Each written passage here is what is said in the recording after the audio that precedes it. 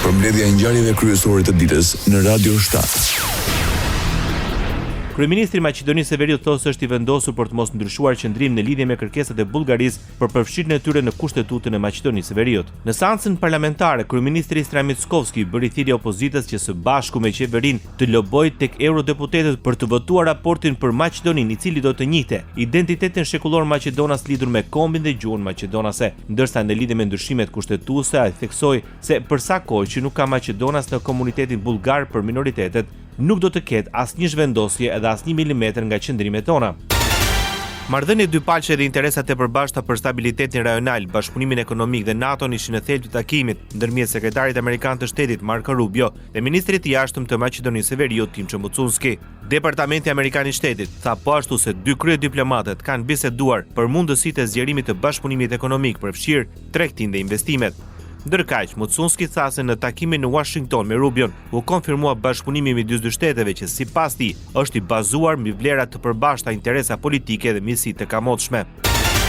Përjashtimi i diasporës në procesin zgjedhor ishte objekti i përplasjes mes mazhorancës të opozitës shqiptare në Maqedoninë e Veriut. Ilir Dauti nga Fronti Evropian i parashtoi kryeministrit Istra Mickovski që propozim ligji nga nëntori i vitit kaluar të tërhiqet dhe vendimi të jetë i pavlefshëm duke e vlerësuar diskriminues. Sepse duhet të qëndrojë në ligjin për vetëqeverisje lokale, neni i cili parasheh zvoglimin e numrit të këshilltarëve duke përjashtuar popullsinë e cila është mërgat, njihet si qytetarë të cilët jetojnë me punë apo punojnë përkohësisht jashtë. E shoh të arsyeshme që një ditë më parë ai propozim ligj të tërhiqet nga procedura, ndërkaq vendimi i qeverisë ashtu siç është sjell ashtu nga ana e juaj të bëhet i pafuqishëm. Diaspora e përkrah ekonominë e shtetit dhe nuk meriton të përjashtohet, tha Ilir Dauti. Kryeministri i Maqedonisë së Veriut Istra Mickovski deklaroi se ndryshimi në ligjin për pushtetin vendor do të jetë në përputhje me proceset zgjedhore ku zgjidhen kryetar komunash dhe këshilltar. Јас би повикал заедно сите да го промениме законот за избори, изборниот законник. Unë do të thërisë që të gjithë së bashku ta ndryshojmë kodin zgjedhor dhe të bëjmë një njësi zgjedhore. Dhe në atë njësi zgjedhore të lejojmë që të diasporët të votojë, të lejojmë të formohen vende zgjedhore në shtetet ku lejohet sipas kushtetutës të formohen vende zgjedhore jashtë përfaqësimeve diplomatike konsullore. Согласно устав да се формираат избирачки места надвор од ДКП-ат, од дипломатско-конзуларните представништва. Tha Istra Mickovski, kryeministri i Maqedonisë së Veriut. Rajoni.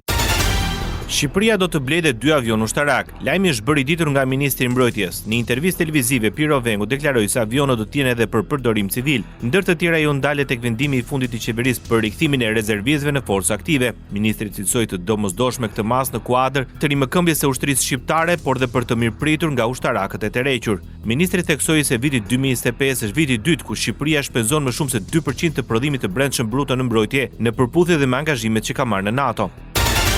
Shtetet e Bashkuara të Amerikës paralajmërojnë për kufizimin e vizave ndaj individëve të huaj që marrin pjesë në censurimin e lirive të shprehjes së qytetarëve amerikanë. Përmes një njoftimi për shtyp, Ambasada Amerikane në Tiranë njoftoi një politikë të re të sekretarit amerikan të shtetit Marco Rubio.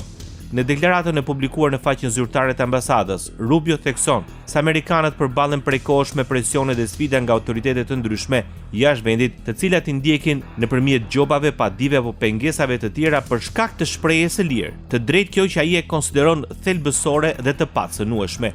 Liria e shprehjes është thelbi i jetës amerikane, një drejtë natyrore që qeveritë e huaja nuk kanë të drejtë ta kufizojnë, thuhet në mesazhin e sekretarit amerikan të shtetit Marco Rubio. Radio 7, zëri pozitiv i qytetit. Ambasadori Neil Holland shpreh shqetësimin për mbylljen e ndërtesave dhe institucioneve në veri të vendit që funksiononin sipas sistemit të Serbisë.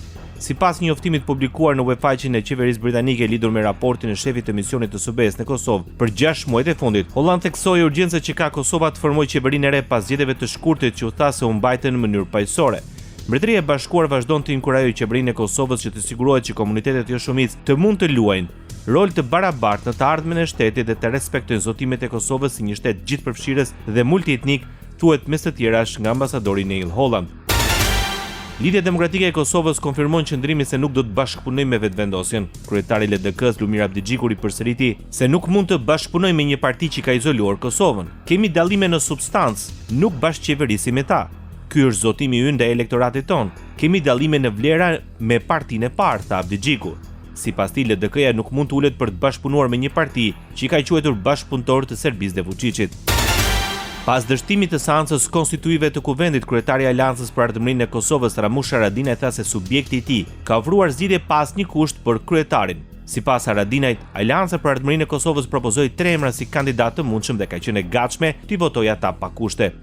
Ne kemi dhënë zgjidhje, edhe atë realisht e kemi bërë pas një kundërvlerë, pas kemi kërkuar gjë nga vendosje, deri tani kemi propozuar 3 emra që mu i votojnë, e dini, është Saranda Bogojevci, Shqipe Selimi, edhe Glau Konjuca.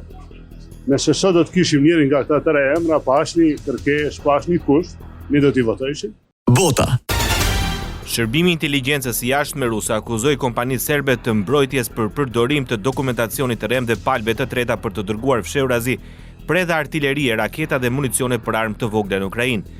Shërbimi i inteligjencës së jashtme ruse pretendoi se kompanitë serbe kanë përdorur certifikata të remet të përdoruesit fundor për të transportuar armë përmes Polonisë, Republikës Çeke, Bullgarisë dhe vendeve të tjera të NATO-s si dhe shteteve afrikane të paspecifikuara. Këto armë, tha agjencia, më vonë u shfaqën në Ukrainë. Sipas SVR-s, 100.000 raketa dhe predha së bashku me 1 milion fishek armësh të vogla janë transferuar në këtë mënyrë. Prodhuesit kryesor të armëve serbe dyshohet se ishin bashkëpunëtor në skem.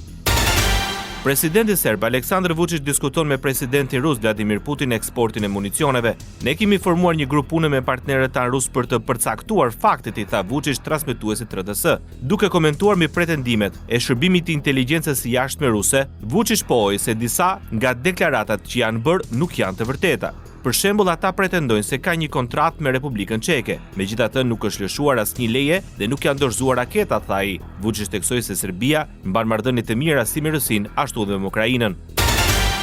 Përfaqësuesi i Shteteve të Bashkuara të Amerikës në Kombet e Bashkuara, John Kelly, tha para Këshillit të Sigurimit të Organizatës së Kombeve të Bashkuara të njëjtën vonë se marrëveshja që është ofruar për t'i dhënë fund luftës në Ukrainë është rezultati më i mirë i mundshëm për Rusinë dhe se presidenti Vladimir Putin duhet ta pranojë atë. Zgjatja e luftës nuk është në interesin e askujt, tha John Kelly, përfaqësuesi i përkohshëm i SBA-s në Organizatën e Kombeve të Bashkuara, duke paralajmëruar se Shtetet e Bashkuara mund ta shqyrtojnë tërheqjen nga përpjekjet për bisedime nëse Rusia merr vendimin e gabuar për ta vazhduar këtë luftë katastrofike.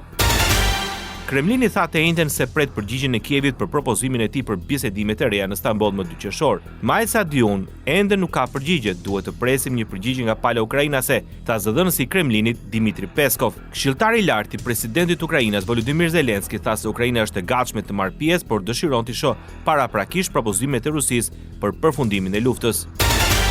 Presidenti i Ukrainës Volodymyr Zelenski akuzoi Moskën për minimin e përpjekjeve për paqe dhe mashtrimin e ndërmjetësve ndërkombëtar. Fjalat me Moskën nuk funksionojnë, tha Zelenski pas një takimi të nivelit të lartë me zyrtarë të mbrojtjes dhe diplomatë Ukrainas. Rusia propozon që raundi i dytë i bisedimeve të drejtë për drejta për paqe midis Rusisë dhe Ukrainës të mbahet më 2 qershor në Stamboll. Raundi i parë, i mbajtur më 16 maj, përfshinte një shkëmbim të madh të burgosurve dhe një marrëveshje për shkëmbimin e propozimeve me shkrim. Rusia ka pretenduar se është gati të paraqesë memorandumin e saj, por zyrtarët Ukrainas thonë se ende nuk kanë marrë asgjë.